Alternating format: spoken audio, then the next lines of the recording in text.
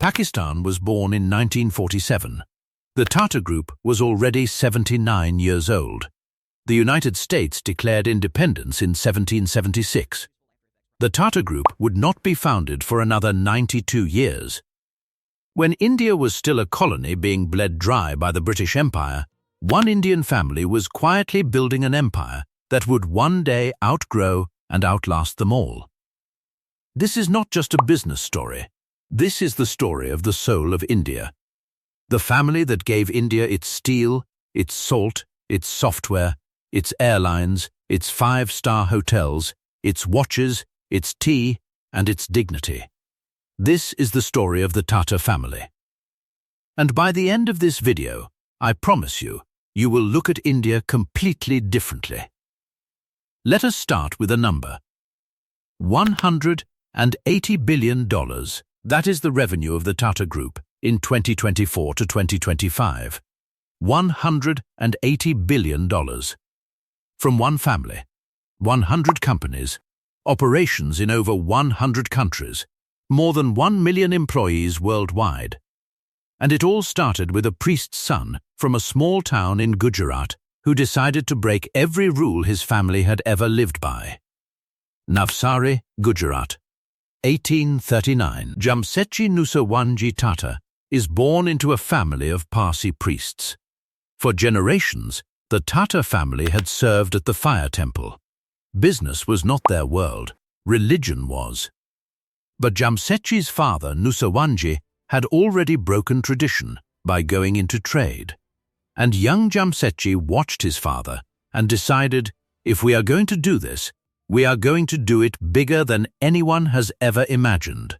At 14, Jamsetji moves to Bombay to study at Elphinstone College. He is sharp, curious, obsessive about learning. He studies not just books but patterns, how trade works, how empires are built, how money flows. He joins his father's export firm and travels to China, Hong Kong, Europe. He sees the world. He sees what India could become. And he is furious at what colonial rule has done to his country. Britain is taking India's raw materials, shipping them to Manchester, making them into finished goods, and selling them back to Indians at a profit. The colony is being systematically impoverished, and Jamsetji Tata decides he is going to fix that. Not with a revolution. With industry. In 1868, at the age of 29, Jamsetji founds his own trading company. His starting capital is 21,000 rupees. 21,000. That is less than $300 by today's exchange rate. But Jamsetji has something no amount of money can buy. He has a vision so large, it will take 5 generations to fully realize it. His first move is cotton.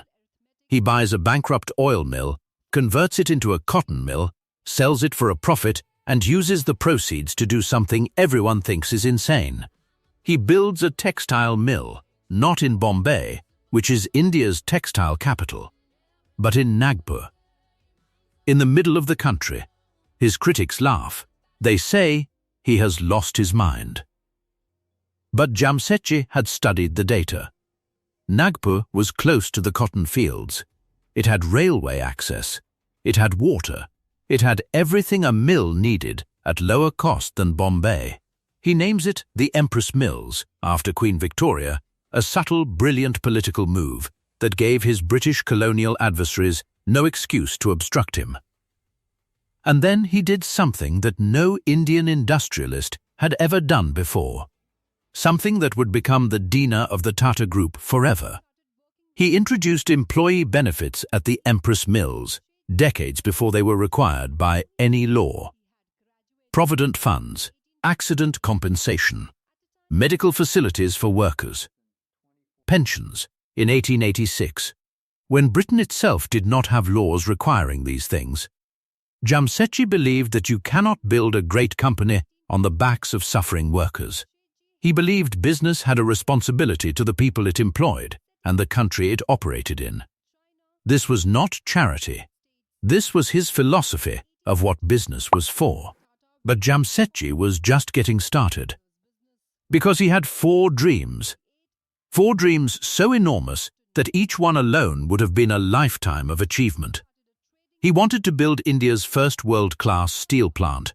He wanted to build India's first great hotel. He wanted to establish a world-class scientific research institution in India. And he wanted to develop India's first hydroelectric power station. 4 dreams, each one requiring capital India barely had. Each one requiring permissions a colonial government had no interest in granting. Each one requiring technology India did not yet possess. Most men would have picked one. Jamsetji decided to pursue all 4 simultaneously. He travelled to Lancashire to study British textile technology. He met Swami Vivekananda on a ship, and the 2 men, a monk and a businessman, had a conversation about India's future that shaped both their paths. He wrote to the Viceroy of India repeatedly, fighting for permission to build a steel plant, only to be dismissed and ignored. He petitioned, lobbied, argued, and persevered. And in 1903, his first dream becomes real. The Taj Mahal Hotel opens on the Bombay waterfront, India's first luxury hotel with electricity, elevators, modern plumbing, a European-style kitchen. And it was built because Jamsetji was reportedly refused entry to Watson's Hotel, a European-only establishment in Bombay, and decided he would build something better than anything they had. The Taj Mahal Hotel is not just a building, it is a statement. It says, Indians build the finest things in the world, but Jamsetji never sees the rest of his dreams completed. He dies in 1904 in Germany, while still fighting to build his steel plant. He is 65 years old. He has started something enormous, but left it unfinished. And here is where the Tata story becomes something beyond business. Because everything Jamsetji dreamed but could not complete, his sons and successors finished. Every single one. His son Dorabji Tata takes over, and in 1907, 3 years after Jamsetji's death, Tata Iron and Steel Company is incorporated. The plant goes up in a remote jungle village called Sakchi, in what is now Jharkhand. Workers come from across India. A city grows from nothing. And in 1919, the British Viceroy himself renames that city Jamshedpur, in honor of the man who first imagined it, a city in India named after an Indian, during British colonial rule. Think about how extraordinary that is. By 1910, Tata Power is established, India's first hydroelectric company. By 1911, the Indian Institute of Science opens in Bangalore, the research institution Jamsetji had funded, with 30 lakh rupees from his personal fortune, over the objections of Lord Curzon, who did not want Indians having world-class scientific education. Jamsetji planted every one of these trees. Then comes Jaguar Tata, Jehangir Ratanji Dadaboy Tata, the most beloved chairman in the group's history. He takes charge in 1938, at just 34 years old. He was India's first licensed commercial pilot. He loved aviation the way some men love religion. And in 1932, he had already founded Tata Airlines, India's first commercial airline, flying airmail from Karachi to Bombay. When India became independent in 1947, Jaguar handed the airline to the new government of India with pride. In 1953, the government nationalised it and renamed it Air India. Jaguar continued as its chairman for decades. He built it into one of Asia's finest airlines, and when the government eventually ran it into the ground through mismanagement, Tata would wait patiently for 69 years to bring it home. Under Jaguar, the Tata Group grows from 14 companies to 95. Assets grow from $100 million to $5 billion. He builds Tata Motors, Tata Chemicals, Tata Consultancy Services, India's first software company, founded in 1968, 2 decades before anyone else in India thought of software as an industry. Jaguar Tata leads the group for 50 years. 50 years of patient, principled, long-term building. He is awarded the Bharat Ratna, India's highest civilian honour, in 1992. There are grown men in India who cry when they talk about Jaguar Tata. He was that kind of leader. And then comes Ratan Tata, Jaguar's nephew, an architect by training who never wanted to run a company. When Jaguar names him successor in 1991, the senior heads of every Tata subsidiary resist him. They are powerful. They are entrenched. They do not want to answer to a shy, reserved man who studied buildings at Cornell University. Ratan Tata spends his first years quietly consolidating power, enforcing retirement ages, bringing subsidiaries under central oversight, building the Tata brand as a unified identity. And then he goes global, in a way no Indian company had ever dared. In 2000, Tata Tea acquires Tetley, the iconic British tea brand. An Indian company buys a British institution. In 2004, Tata Motors acquires Daewoo's commercial vehicle business in South Korea. In 2007, Tata Steel acquires Chorus, the giant Anglo-Dutch steelmaker, for $13 billion, the biggest corporate acquisition by an Indian company in history at that point. Everyone says Tata has overpaid. Everyone says it cannot work. But Ratan Tata sees something nobody else sees, that owning European manufacturing capacity would give Tata Steel a global supply chain advantage that would pay off for decades. And then comes 2008. The moment that made the world stop and notice. The moment that made every Indian heart swell with something that felt very much like justice. Jaguar and Land Rover, two of the most iconic British automotive brands in history. Founded in Britain, built by British hands, beloved by British royalty and aristocracy, put up for sale by Ford Motor Company, which had bought them and failed to make them profitable. And the buyer, the company that steps forward and pays $2.3 billion to acquire Jaguar Land Rover, is an Indian company, Tata Motors. The same country Britain had colonized and exploited for 200 years was now buying Britain's most prestigious car brands. But there is a story within the story. A decade earlier, Tata Motors had launched the Indica, India's first fully indigenous passenger car. Sales were slow at first. Ratan Tata flew to Detroit to explore selling the car division to Ford. Ford executives were dismissive. They reportedly told him Tata had made a mistake entering the passenger car business and that Ford would be doing Tata a favor by buying it. Ratan Tata walked out. He flew home. He kept building. And 10 years later, he bought Jaguar Land Rover from that same Ford Motor Company for $2.3 billion. He could have been bitter. Instead, he was gracious in his public statements. But every Indian who knew the story understood exactly what had happened. Under Tata's ownership, Jaguar Land Rover was transformed. New designs, new technology, new management. Revenue grew from $6 billion to nearly $30 billion. The brand went from struggling to thriving. And a quiet Indian engineer from Mumbai was the man who saved Britain's most famous cars. In 2022, 69 years after the government of India nationalized Tata's airline and renamed it Air India, Ratan Tata, now well past retirement age, insisted the group bid for Air India when the government put it up for sale. They won. Air India came home.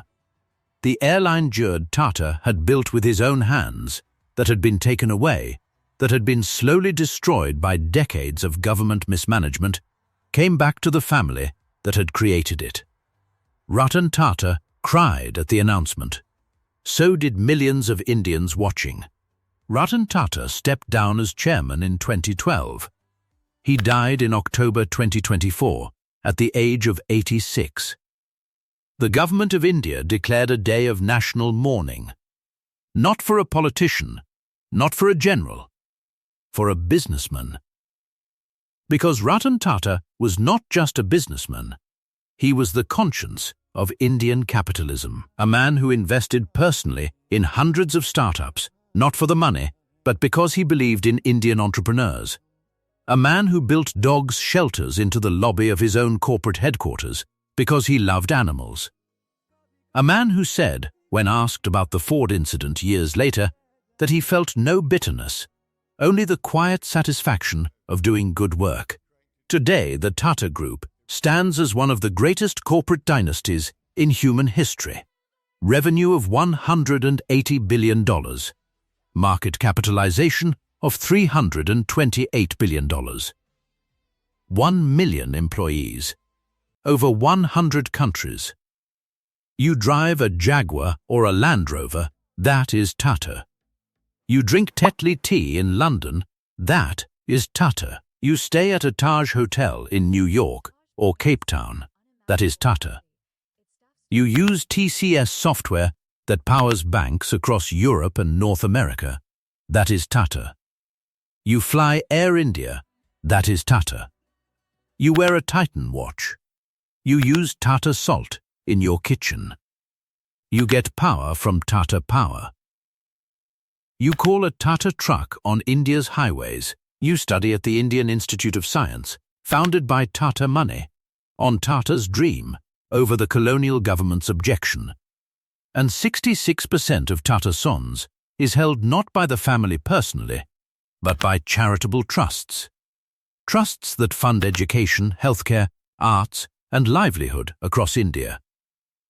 The richest family in Indian history gave most of their company to charity. Not when they were dying, from the very beginning. Because Jamsetji Tata said in 1868 that wealth is not the purpose of business. The purpose of business is to improve the condition of human beings. So what do we take from 157 years of Tata? Number 1. Vision without patience is just a dream. Jamsetji dreamed of steel. He died before it was built. His sons built it. Empire building is not a sprint. It is a multi-generational relay race. Number 2. Dignity is a strategy. Jamsetji gave his workers benefits decades before the law required it. Not because it was cheap, because it was right. And it built the loyalty and reputation that has sustained Tata through wars, independence, recessions, and globalization. Number 3. Your competitor's rejection is your greatest fuel. Ford dismissed Tata. Britain colonized Tata's country. Both ended up selling their most precious assets to the family they underestimated. Number 4. To build something that lasts, build something that serves. The Tata Trusts own 2/3 of the company. The empire exists to fund the mission, not the other way around. And number 5. Home always calls you back. Jaguar built Air India. The government took it. 69 years later, Ratan Tata brought it home.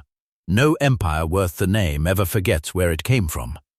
Smash that like button if this story gave you goosebumps. Subscribe for more stories like this every single week. And drop in the comments, which Indian or global empire should I cover next? I will see you in the next one.